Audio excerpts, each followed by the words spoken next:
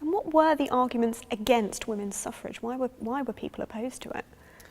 So I think there's a real fear about what women are and what women were. So there's that really deep kind of visceral gut level opposition to women having that kind of voice. That's a real misogynistic, nasty strain in lots of the anti-suffrage material that we need to look straight at and really think, yeah, have we moved so far that we've got away from this? I think it's quite a live question. What right has a woman to speak?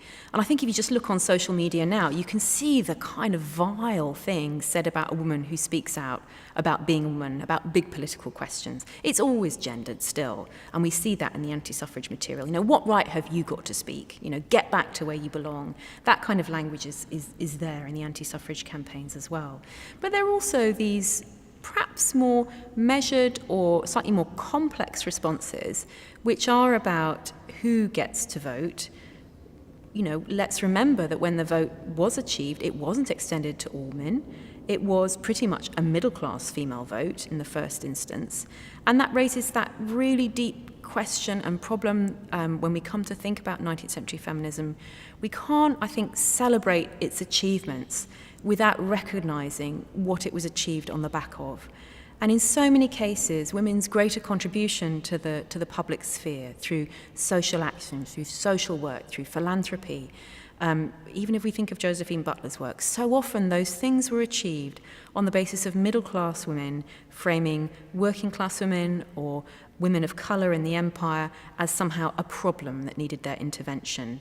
And I think we have to be so alert to this in where we are now, that there is a strong argument that that many campaigns achieved something primarily for middle-class women, but on the basis often of saying they had to act for or speak for the others who could not. And in the 20th century, we do see a shift in support towards women's suffrage. Could you give us an indication of why this change took place at that time? I mean, I think the question of the First World War obviously has to be enormously important in this. And yeah, I mean, in two directions. On the one hand, we have the militant campaign, who being militant were perfectly set up to then throw themselves behind the war effort. But also in the wake of the First World War, you have a very different upsurge of interest in movements around pacifism, around the first stirrings of the United Nations, the Women's League of Freedom.